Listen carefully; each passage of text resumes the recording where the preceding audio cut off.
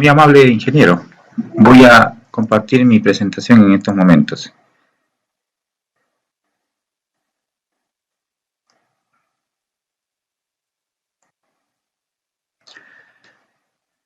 Muy bien, voy a dar inicio a esto, a esta participación. Ante todo, muchísimas gracias por la presentación y por la gentileza de poder haberme invitado en esta oportunidad y poder aportar un poco respecto a algo que se está dando, pero que no es muy aplicado hoy en día en el Perú. Sí se está dando en otros países con mayor ímpetu, y es algo que lo he podido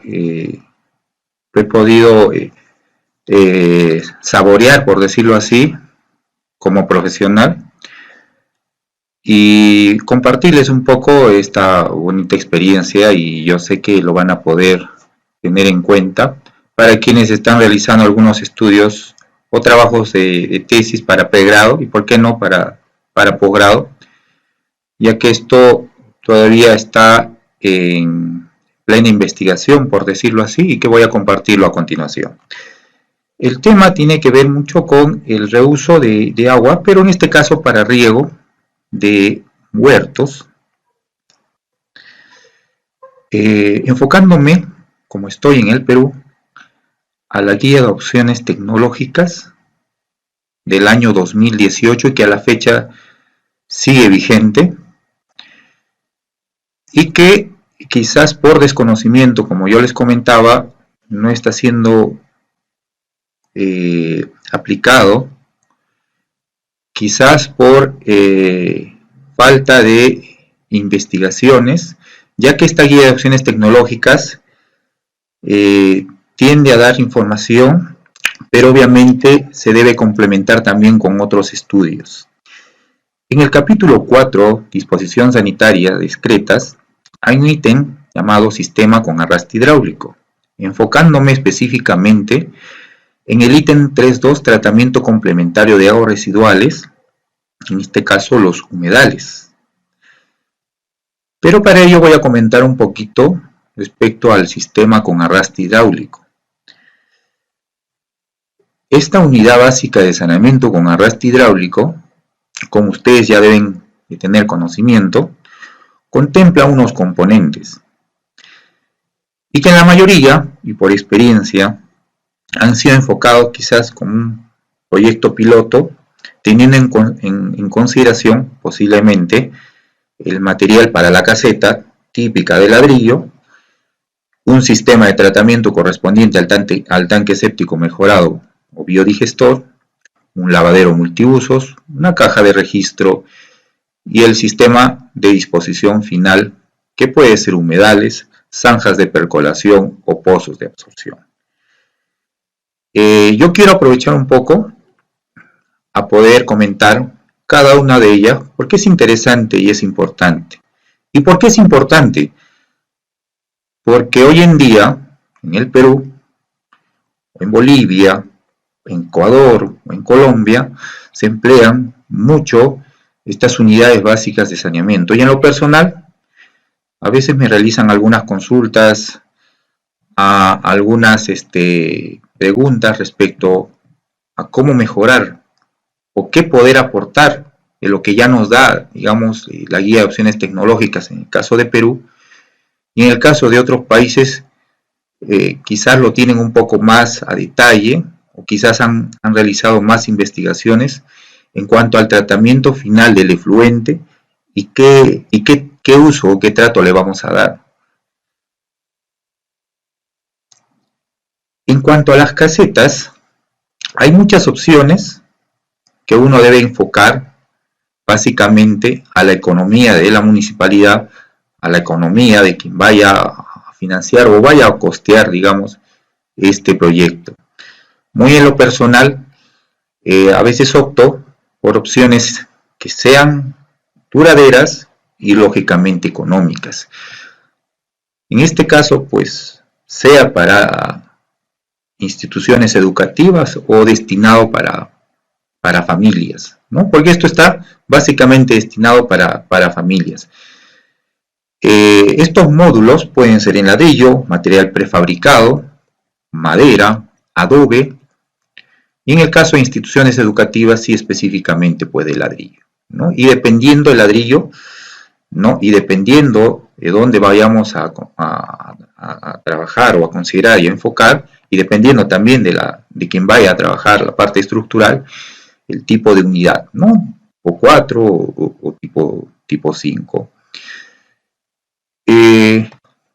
Las casetas, como ustedes ya deben tener de propio conocimiento, deben cumplir también con ciertas consideraciones y ciertas características. ¿Y por qué me estoy enfocando ahorita al tema de la caseta? ¿Y por qué no directamente al tema? Porque esto influye mucho también en la economía.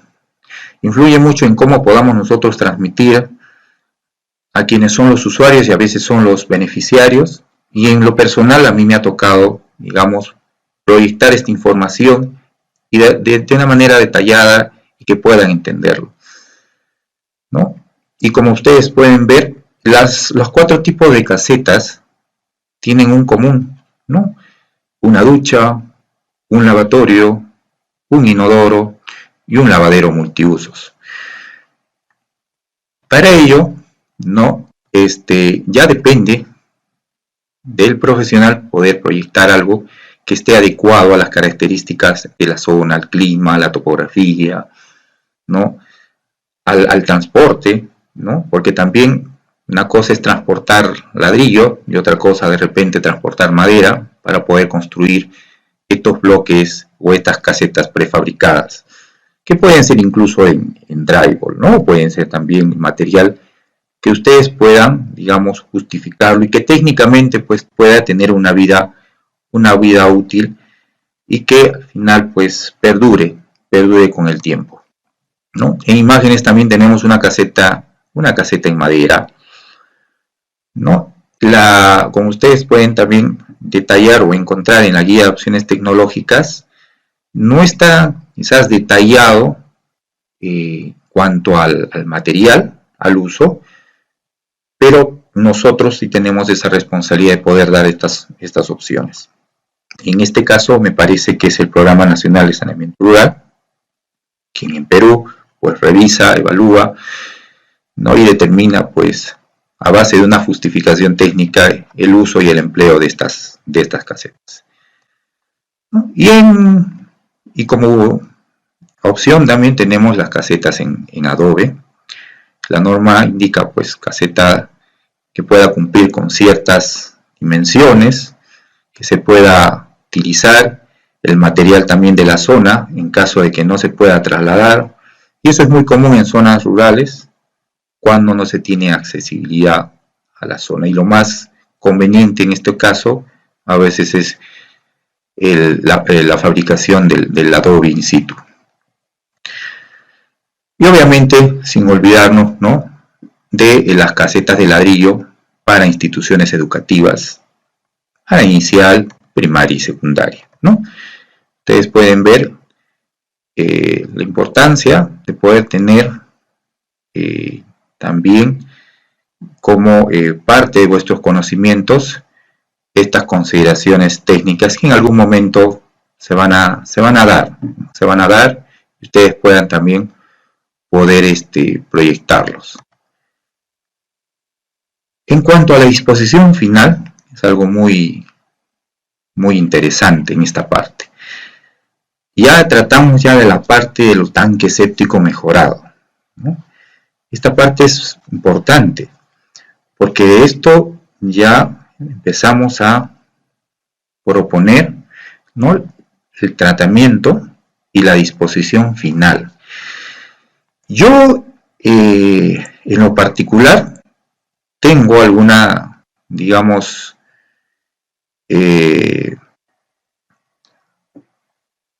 algún vínculo, ¿no?, algún propio interés por el tema de los humedales, que es algo que no se aplica, no lo he visto en el Perú, lo he visto mucho en Bolivia, lo he visto también en México, en Brasil, incluso material bibliográfico ¿no? Investigaciones donde ayuda mucho a poder, digamos, trasladar esa información y poderla replicar de repente acá en el Perú. Pero antes de entrar un poco a tallar el tema de los humedales, poderles comentar, ¿no? De los tipos de disposiciones finales que tenemos habidas y por haber, pues, en la guía de opciones tecnológicas. Una de ellas, pues, es como disposición final el pozo de absorción. Y entre ambos, o entre todos ellos, perdón, ¿no? Tenemos algo que tiene en común, que es el tanque séptico mejorado. Este tanque séptico mejorado ha sido planteado, diseñado, con el criterio, ¿no? del tanque INOF o el tanque INJO, ¿no? Como ustedes pueden ver, tiene la misma teoría o una similar teoría para poder expulsar los lodos, ¿no? Una caja de descarga de lodos, un ingreso de desechos, ¿no? El ingreso de desechos llamado afluente y una salida de fluente. Esta salida de fluente va a tener una disposición final. O va a ser por infiltración o va a ser por reuso. En este caso, si lo vamos a plantear para infiltración, tenemos que realizar algunos ensayos o algunos trabajos de campo que son muy importantes. Muy bien. Y también tenemos un detalle, ¿no? Un detalle interesante, es un detalle de un filtro. Y este filtro, ¿no? Lo pueden incluso ustedes buscar, indagar. Está hecho de material PET, ¿no? Y esto se fabrica con botellas de plástico, ¿no? PET significa polietileno pereftalato, ¿no? Que es un tipo de plástico comúnmente utilizado en envases de botella, gaseosa, aceites, ¿no? Botellas de agua. Y esto me va a servir de filtro, obviamente.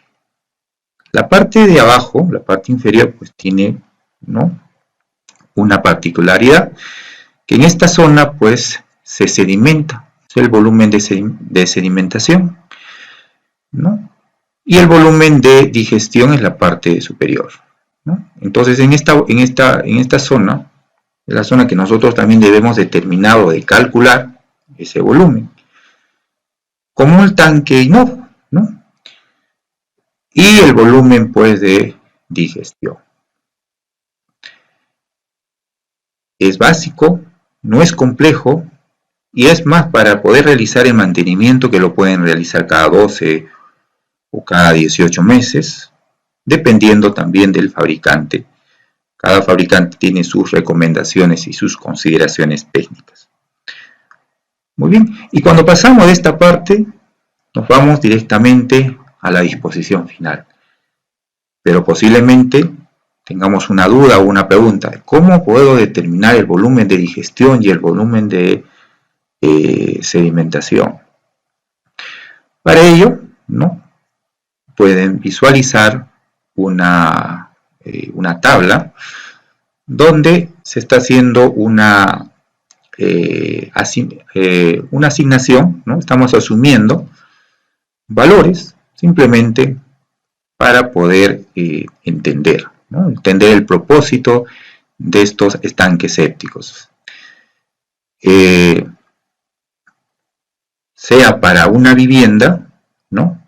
o para varias viviendas, ¿no? según el catastro rural y el número de conexiones que nosotros podamos definir. Un periodo de retención de 2 días, una dotación de 90 litros por habitante por día. Estos valores los vamos a encontrar en la guía de opciones tecnológicas de Perú. Una densidad poblacional de 4 habitantes por conexión o por habitante. Esto lo pueden asumir el INEI o en todo caso puede realizar un censo poblacional, que eso sí es muy importante y a veces exige, ¿no? que se realice para poblaciones pequeñas. En este caso, para una población rural, creo que no sería mucho inconveniente. El consumo, ¿no? Ya esto tendría que darse en función, digamos, al número de viviendas, al número de jalada o de uso, digamos, del inodoro, de tanque. A veces se hace 4 o 5 veces el uso, ¿no? Dependiendo. Y también algo importante, a ver, voy a compartir el catálogo. Vamos a ver.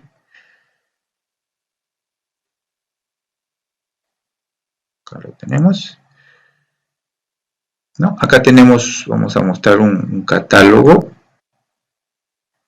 que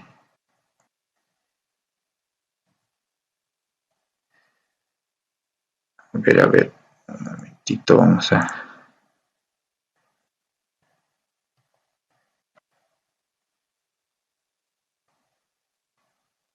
Parece que no quiere visualizarse, bueno, pero en breve lo vamos a justificar. En ese catálogo, pues nos dicen, ¿no? Explícitamente, dependiendo del fabricante inodoro, cuánto va a ser ese gasto, ¿no? 4 litros, 4.8, 4.5, ¿no? Eso depende también del fabricante. Seguidamente es algo muy importante que ustedes puedan determinar el consumo total, el consumo doméstico total, en este caso pues el número de viviendas, la dotación y la densidad. La contribución al desagüe, ¿no? Me ha salido pues 80%, no necesariamente va a salir 80%, ¿no? Eso tiene que ver básicamente con el consumo, ¿no? De inodoro más lavadero, ¿no? Y también con el consumo total. También requiero, obviamente, el caudal de desagüe, ¿no? Y el caudal de desagüe sería la dotación conjuntamente con la contribución al desagüe, ¿no? Porcentaje de contribución del desagüe en mi caso sería el 80%. El periodo de retención, ¿no? El volumen de sedimentación. Estos datos lo van a encontrar en la norma IS 020, ¿no? Como dato. Incluso para poder determinar el volumen de sedimentación, pues empleamos el criterio que se plasma en la norma I020, ¿no? Para los tanques sépticos, ¿no? Lo que conocemos nosotros comúnmente, esos tanques sépticos de concreto armado, ¿no? Entonces ya ahí tenemos el volumen de digestión de 0.22 metros cúbicos, un volumen de digestión de 0.28, un tiempo de remoción de lodos, estoy indicando que voy a hacer el mantenimiento una vez al año, o también, ¿no? Dependiendo de lo que considere también el fabricante, de repente 1 año y medio, ¿no? Entre 1 u 1.5 años. El volumen requerido en todo caso sería, pues, ¿no? El volumen de sedimentación y el volumen de digestión. Estamos hablando de unos 500 litros, ¿no? O 0.50 metros cúbicos. En este caso me estoy enfocando al fabricante, en este caso Rotoplas, ¿no? Hay otros fabricantes que también dentro de esa línea también tiene sus especificaciones técnicas que ya depende de quien vaya a formular el proyecto para poder optar con esas características, ¿no? Entonces, dentro de esas características, pues opto, ¿no? Por un volumen comercial, en este caso 600 litros, para mi tanque séptico mejorado o biodigestor. Muy bien. Una vez que ya se tiene determinado este volumen, ya sabemos, incluso tener idea, ¿no? Cómo vamos a hablar con propiedad, ¿no? Cuál va a ser mi volumen de digestión y cuál va a ser mi volumen de sedimentación. Un poquito que eso importa, ¿no? Importa muchísimo también. En cuanto al pozo de absorción, pues ya ustedes deben tener bastante conocimiento de que es necesario realizar un test, una prueba de percolación. Tenemos clases de terreno, rápidos, medios y lentos, que eso ya lo contempla la norma I020 peruana. Con esa consideración, nosotros vamos a determinar, ¿no?, el coeficiente de infiltración. En este caso, como dato pues, del test de percolación, estoy asumiendo 4 minutos por centímetro, ¿no?, para poder determinar de esa manera el área de absorción, ¿no? Entonces, para poder determinar el área de absorción, pues necesito el caudal promedio y el coeficiente de infiltración. Datos que me van a permitir determinar que si con esos 4 metros cuadrados sería suficiente un solo pozo o realmente requiero más pozos, ¿no? Entonces esto lo puedo determinar, ¿no?, con la ayuda de un ábaco o con la ayuda de esta gráfica para determinar la capacidad de percolación del suelo, ¿no? La norma indica que el diámetro del pozo es de 1 metro. Yo recomiendo 1,5 metros porque cuando uno realiza, ¿no?, in situ a veces, ¿no?, construye el pozo, a veces es incómodo que uno trabaje en ese metro de diámetro. Entonces yo a veces recomiendo un diámetro de 1,5 metros con un máximo de 3 metros, ¿no? Una altura de pozo de 2 metros de profundidad como mínimo y una profundidad máxima de 5 metros. Hay un espacio que debemos dejar o debemos considerar, ¿no?, entre el muro del pozo y el suelo, ¿no?, el suelo propio talud del terreno, que es de 5 centímetros. Y para ello pues vamos a tener en consideración poder rellenar, ¿no?, de un material filtrante, una grava, entre 2.5 y 5 centímetros, ¿no?, en las paredes y también en la base, ¿no? Hay otras consideraciones en cuanto al... No necesariamente tiene que tener esta geometría en la base, ¿no? Yo a veces considero, ¿no?, una geometría, ¿no?, cónica. También por algunos criterios y aspectos técnicos que en lo personal me parece un poco más adecuado. Entonces de esa manera yo puedo determinar el área unitaria de pozo, ¿no? En este caso el área unitaria de pozo simplemente es el área que había considerado del área de absorción sobre el número de viviendas, en este caso sería 1, y obtengo un área de 4.20 metros cuadrados. El volumen unitario simplemente lo he podido determinar con el área unitaria del pozo y la altura del pozo, que yo preliminarmente puedo ir planteando una profundidad, ¿no?, de 2, 3 metros, etcétera. Igualmente con un diámetro de pozo de percolación. Pero ¿por qué 2 metros 31? ¿Por qué no 2 metros 30? Porque lo que he tratado acá es de poder obtener una relación o una simetría, ¿no?, o una congruencia entre el área unitaria entre el volumen unitario de pozo, ¿no?, que vendría a ser los 8.618, y el volumen unitario calculado, que es 8.614. En este último pues he tenido en consideración el área, no, perdón, el área unitaria calculada, ¿no?, del pozo de absorción, ¿no? Entonces de esa manera pues he obtenido ya unas dimensiones finales, ya tengo para bien optar, si fuera el caso, para una disposición final por infiltración.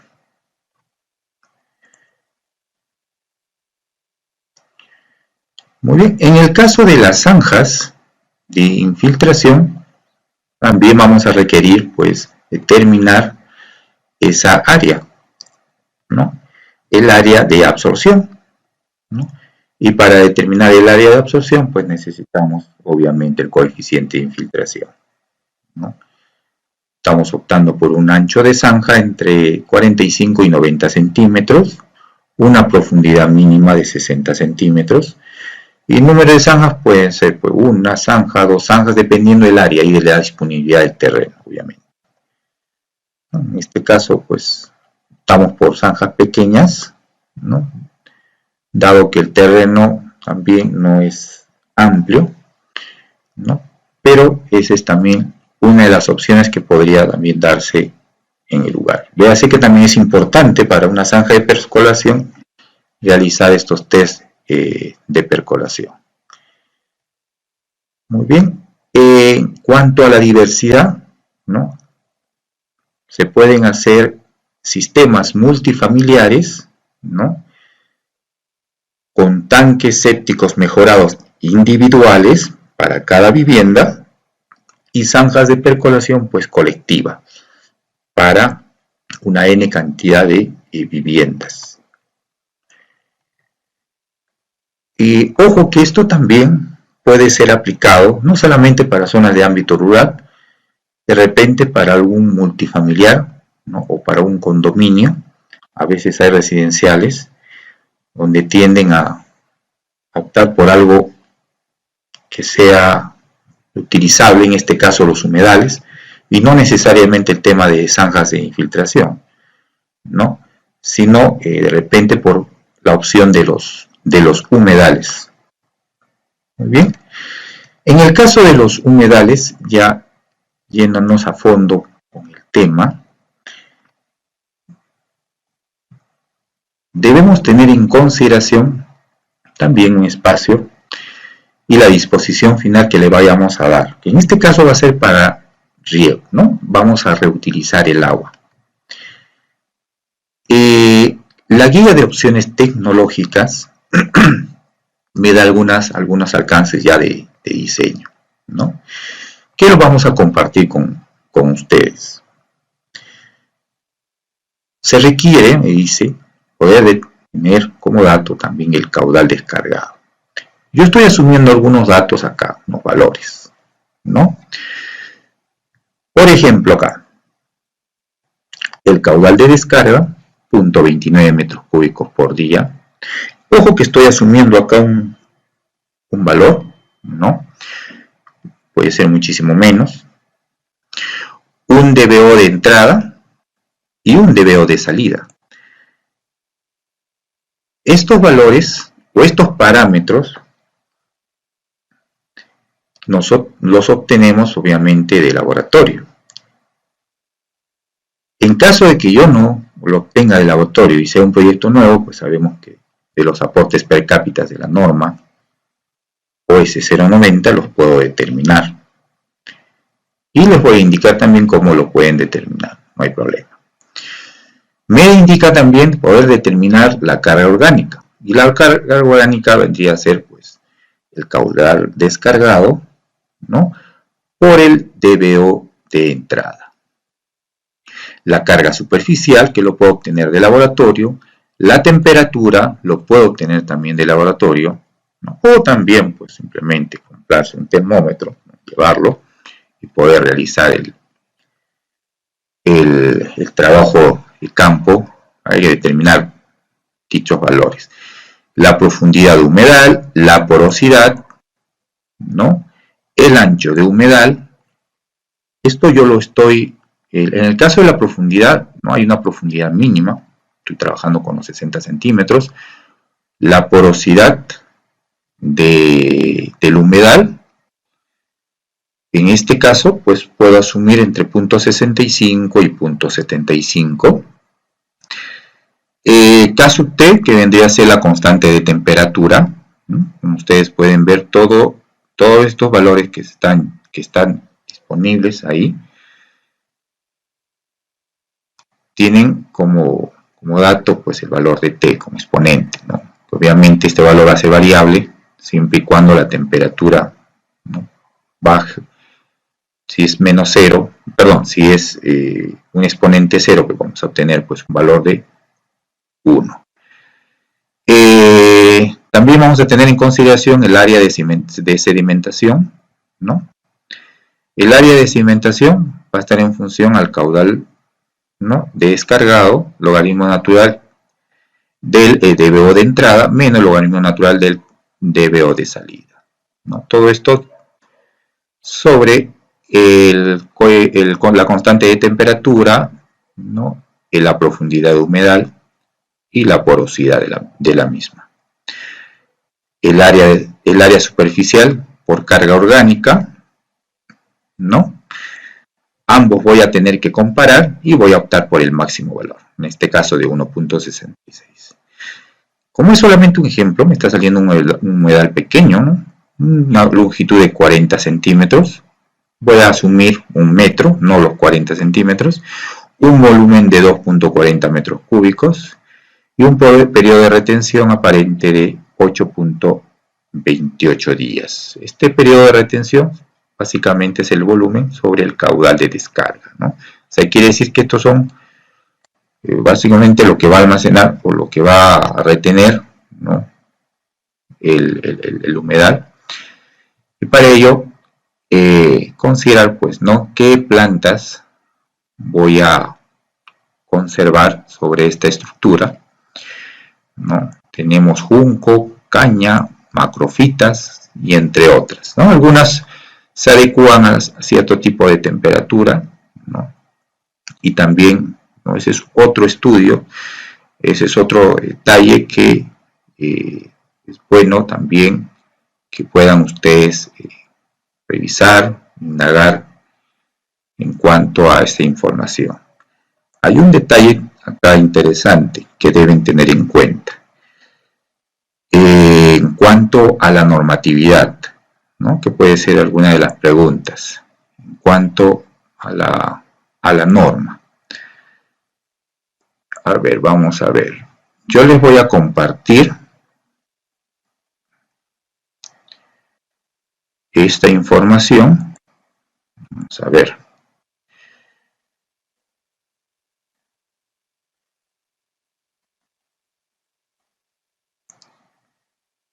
Vamos a compartirlo acá.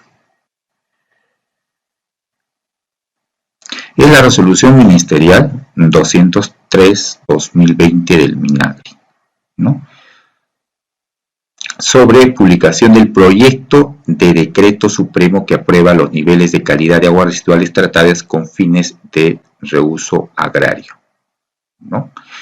Esto es un trabajo amplio que todavía sigue nivel de proyecto, como lo menciona el documento. Y también compartirles, ¿no?, no sé si pueden ver la pantalla, bueno, el documento donde detalla, ¿no?, los parámetros físico, químicos y microbiológicos para reuso de agua residual con fines agrícolas, ¿no?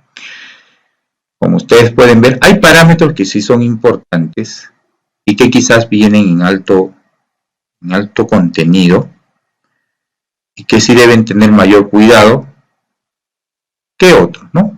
¿Y cuáles son ellos? El dBO5, ¿no?, la demanda bioquímica de oxígeno, o la demanda química de oxígeno también, ¿no?, los coliformes, ¿no?, coliformes termotolerantes, nitrógeno, ¿no?, el pH, ¿no?, el pH, y para ello, pues, tener en cuenta y en consideración la normativa, ¿no? ¿Qué tipo de uso le voy a dar? O sea, ¿qué tipo de riego, ¿no? Riego de hortalizas y frutales, riego forestal, riego de áreas verdes, jardines de contacto directo, ¿no?, o contacto indirecto, ¿no?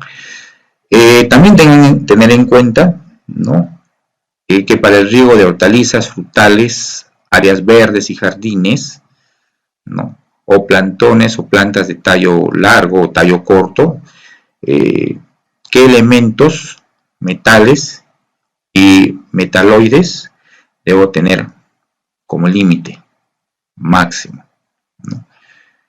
Aluminio, ¿no? Cobre, ¿no? Mercurio, de ser el caso. ¿Qué más podemos compartirles? A ver, vamos a ver, ahí está. El decreto supremo, ¿no? Establece los niveles de calidad del agua residual tratada con fines de reuso agrario. Expone ciertos motivos, ¿no? Esta parte interesante en cuanto al tipo de riego, ¿no? De los tipos de cultivos para aplicación de aguas residuales tratadas, categoría A, categoría B, categoría C, categoría D, ¿no? Muchos confunden a veces con lo que también se emplea para los estándares de calidad ambiental, ¿no? Que dice riego de vegetales y consumo de animales, ¿no? En ese caso es cuando se llega a mezclar, cuando es por vertimiento, en este caso es directo, reuso, ¿no? Límites máximos permisibles, pero para reuso, ¿no? Y a veces se confunden también con los límites máximos permisibles, ¿no? Esos límites máximos permisibles que directamente se emplean para calificar y determinar si va para vertimiento, ¿no? Sus límites se deben cumplir y que a la hora de la mezcla, ¿no?